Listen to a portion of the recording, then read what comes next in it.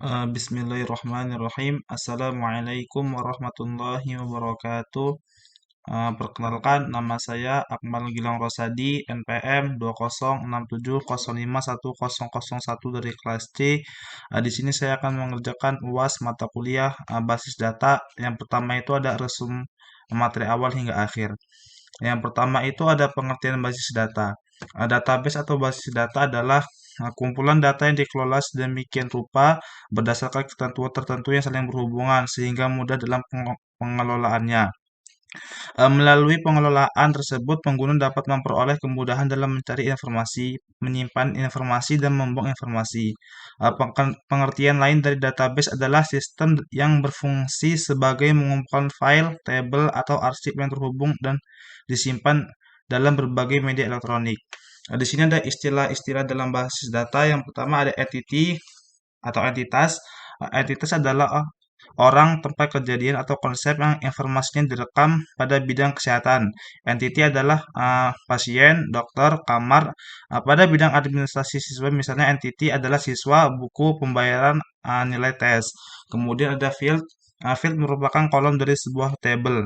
Field memiliki ukuran tipe data tertentu yang menentukan bagaimana data nantinya tersimpan.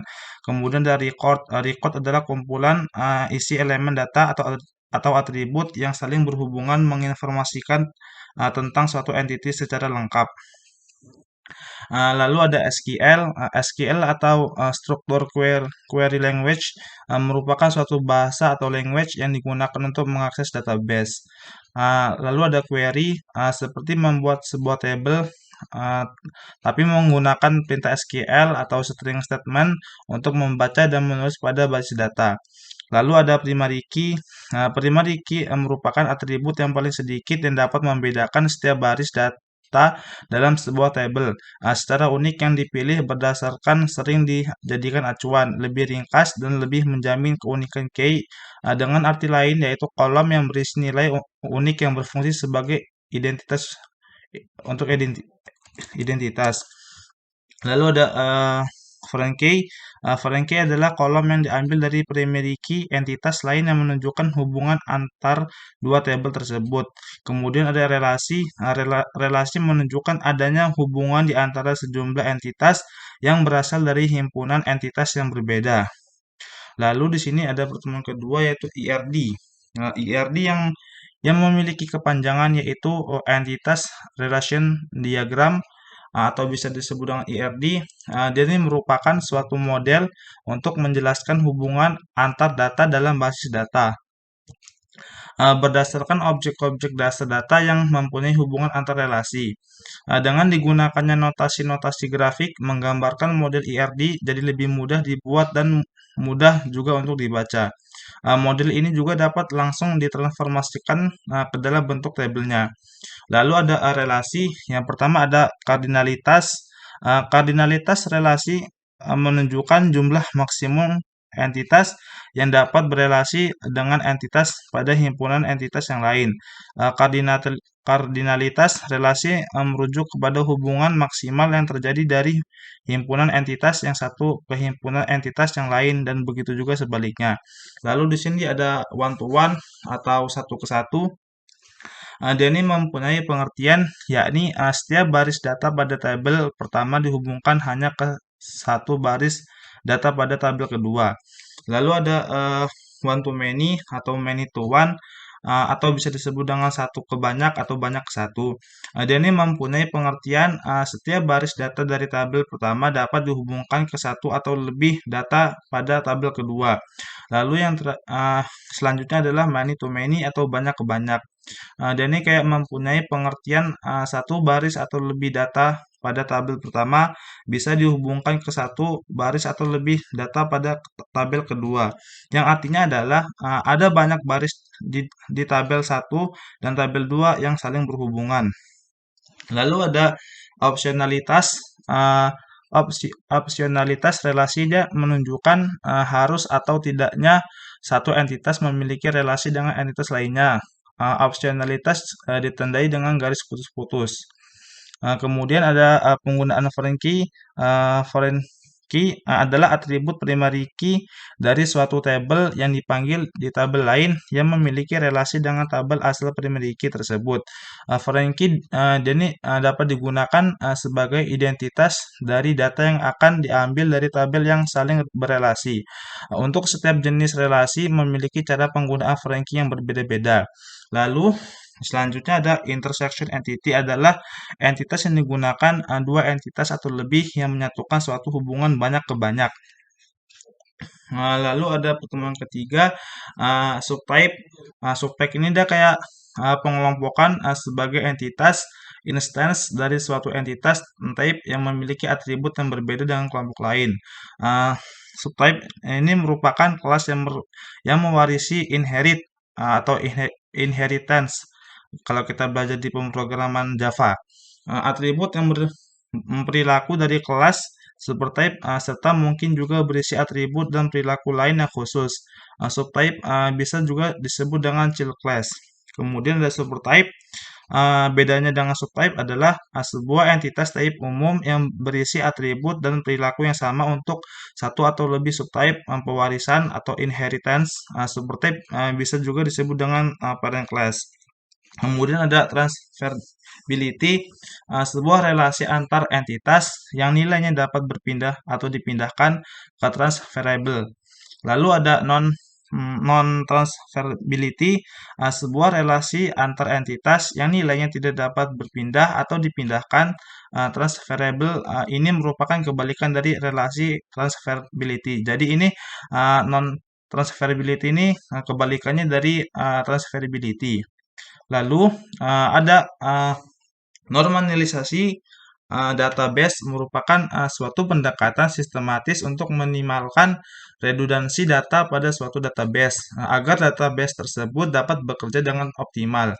Jika kita seorang database administrator, ketika terjadi sesuatu pada database seperti penurunan kinerja, mungkin kita akan ditanya apakah database tersebut telah dinormalisasi. Tujuan dari normalisasi database ini dia mempunyai maksud dan tujuannya adalah untuk mengurangi redundansi data, dan tujuan yang kedua adalah memastikan dependensi data atau data yang berada pada tabel yang tepat. Kemudian ada normal from.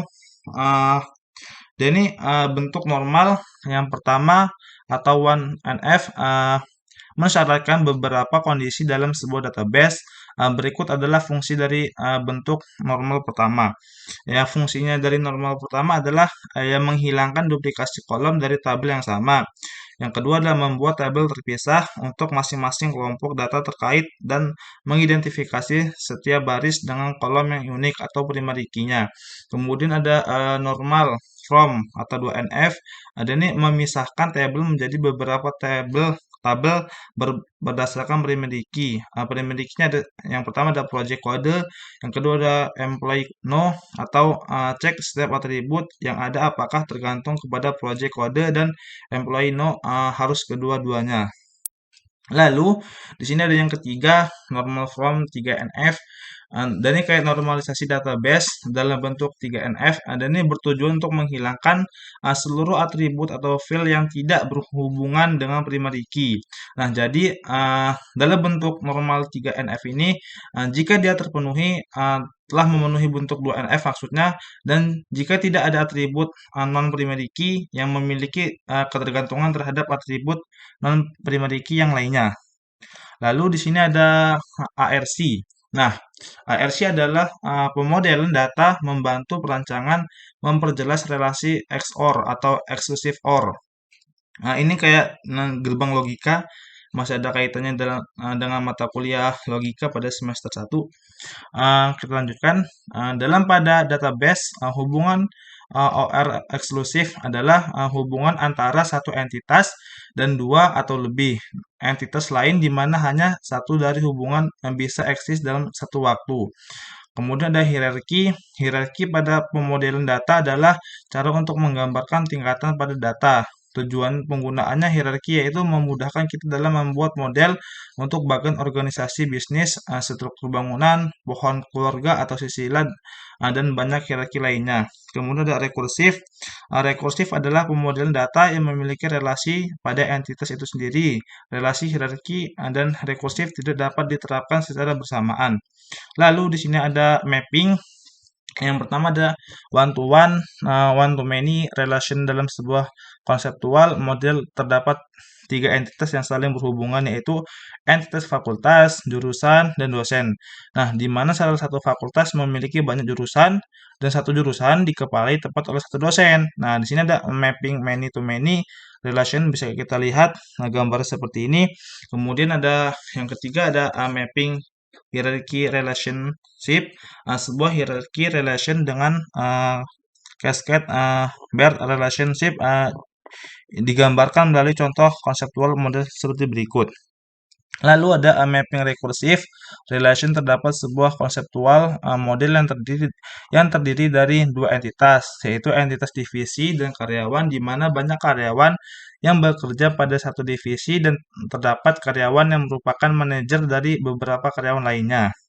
Lalu di sini ada mapping ARCS.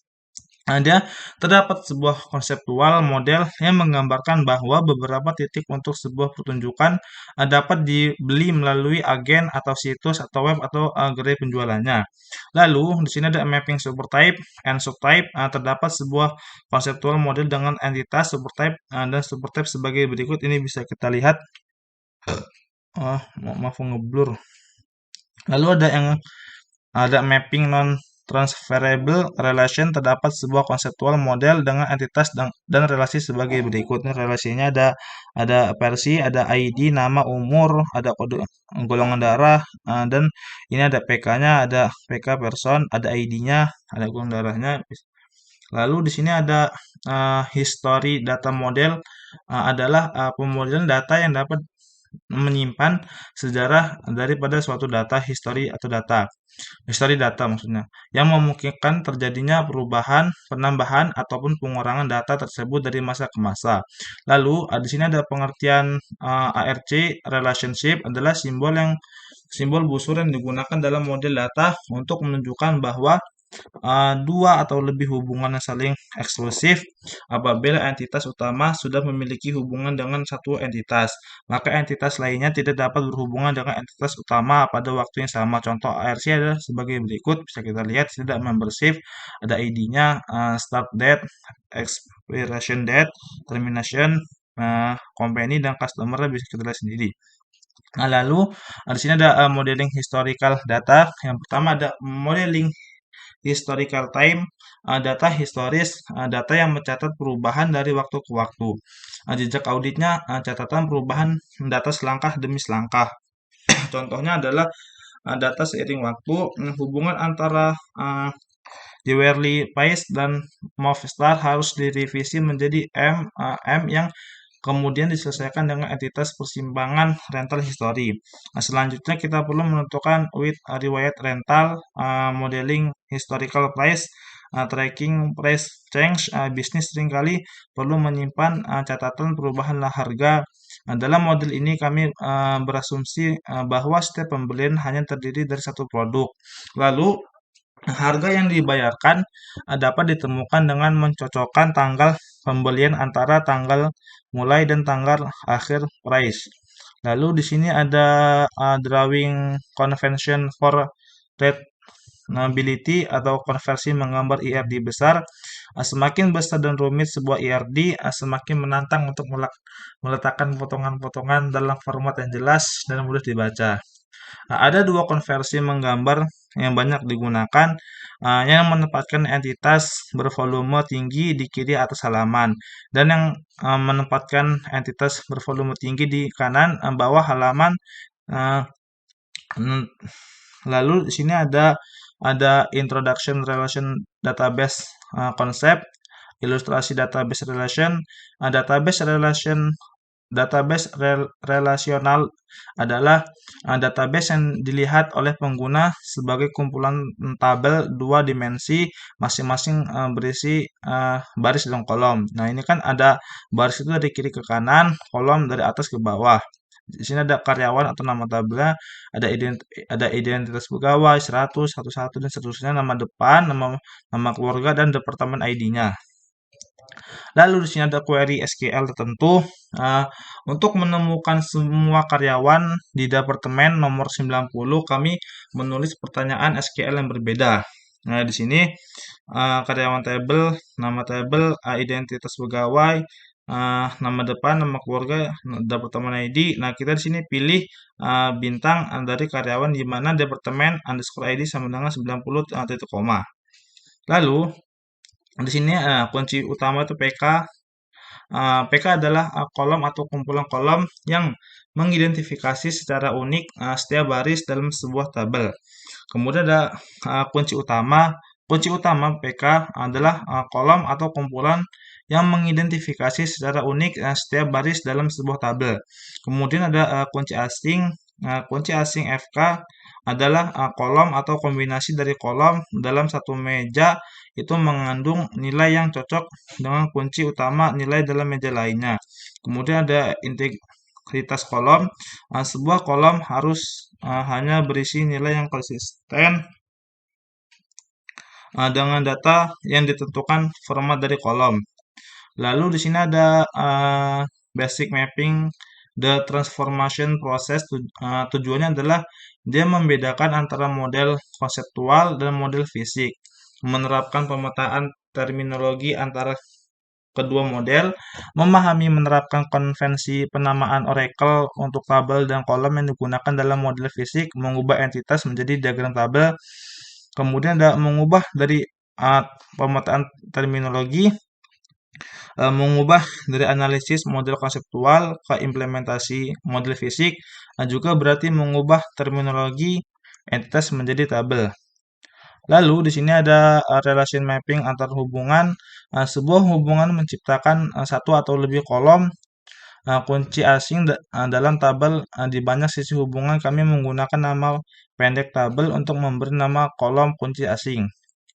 Nah, dalam contoh ke depan, kolom kunci asing dalam tabel karyawan dapat underscore ID untuk hubungan dengan departemen dan MGR underscore ID untuk hubungan rekursif dengan dirinya sendiri.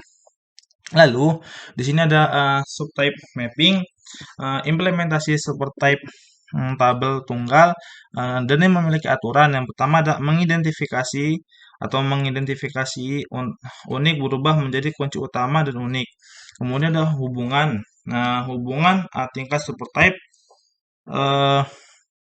berubah seperti biasa hubungan pada tingkat subtype. Nah, jadi diimplementasikan sebagai kolom kunci asing opsional. Lalu ada batasan integritas. Batasan pemeriksaan diperlukan untuk memastikan bahwa untuk setiap subtype tertentu semua kolom yang berasal dari atribut wajib tidak nol. Lalu di sini ada implementasi subtype atau dua tabel. Dia ini memiliki aturan. Yang pertama ada tabel. Satu tabel bersubtype tingkat pertama. Lalu ada kolom. Setiap tabel mendapat satu kolom untuk atribut subtype bersama dengan opsionalitas aslinya. Lalu ada setiap tabel juga mendapatkan satu kolom untuk setiap atribut milik subtype bersama dengan opsionalitas aslinya. Lalu di sini tidak memodelkan subtype sebagai ARC. Nah, entitas subtype dan subtype-nya dapat dimodelkan sebagai hubungan busur. Nah, di sini sekali lagi adalah IRD asli dengan subtype dan subtype-nya. Nah, mungkin hanya ini dapat saya sampaikan pada materi resum. Kemudian kita akan melanjutkan ke materi localhost. Nah, di sini saya akan membuat